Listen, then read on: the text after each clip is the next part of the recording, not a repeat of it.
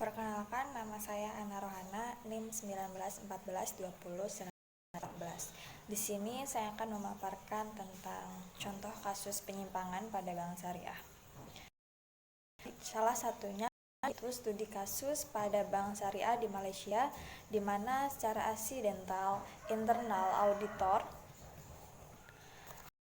bank syariah menemukan bahwa bank syariah yang merupakan cabang dari bank konvensional telah melakukan pembiayaan kepada sebuah rumah sakit, namun ternyata terjadi transaksi syariah compliance pada rumah sakit tersebut. Sementara pembiayaan itu sudah berlangsung selama 4 tahun. Dan selama 4 tahun rumah sakit tersebut membayar margin tiap bulan kepada bank. Karena pengelolaannya rumah sakit tersebut tidak syariah compliance, maka secara tidak langsung bank mendapatkan margin dari penghasilan non halal dari rumah sakit tersebut, sehingga penghasilan bank syariah tersebut tercampur dengan pendapatan halal dan non halal. Dari kasus tersebut, berdasarkan pada prinsip akuntansi syariah yang full disclosure, transparansi terhadap akuntabilitas syariah, maka bank syariah dalam laporan keuangannya harus mengungkapkan semua transaksi tersebut terkait dengan pendapatan non halal selama 4 tahun dengan membuat catatan tambahan atas laporan tersebut tentang dana penghasilan yang telah digunakan dan dibagikan kepada nasabah dalam bentuk non halal sebagai bentuk laporan pertanggungjawaban kepada masyarakat dan sesuai dengan standar AAOV dan PSAK di Indonesia. Dan untuk sisa margin non halal dari rumah sakit tersebut dikembalikan dalam bentuk sedekah dan memperbaiki akad rumah sakit menjadi syariah compliance. Secara umum, semua produk perbankan syariah terkait dengan itu transparansi akan pendapatan non halal, baik itu akad murabahah sebagai produk yang paling banyak ditawarkan. Potensi penyimpangan di bank syariah akan selalu terjadi. Oleh karena itu, komitmen dan kualitas sumber daya manusia yang memahami syariah, baik dari aspek syariah compliance dan best practice Islam bank, harus ditingkatkan dan harus benar-benar merujuk kepada prinsip-prinsip dan nilai-nilai ekonomi dan bisnis Islam yang telah diterapkan oleh Rasulullah, serta meningkatkan pengawasan internal bank syariah, serta Dewan Syariah Nasional atau DSN harus memperketat dalam mengeluarkan dan menyetujui fatwa terhadap produk perbankan syariah, sehingga standar dari dugaan mengakomodasi kepentingan.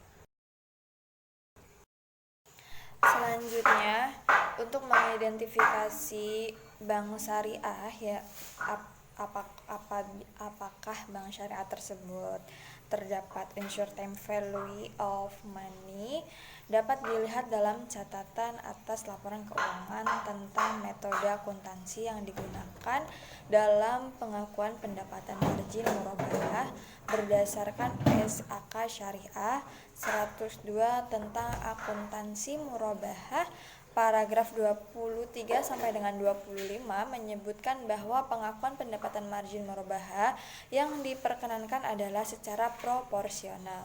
Berdasarkan penelitian, saat ini banyak bank syariah yang menggunakan metode anuitas dalam pengakuan pendapatan margin murabahah.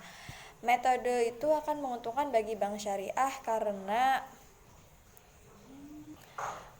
margin murabahah diakui lebih besar keuntungannya, dan akan menurun sampai pada angsuran terakhir, sehingga metode tersebut masih digunakan dalam pengakuan pendapatan margin murabahah pada bank syariah yang memegang prinsip-prinsip time value of money.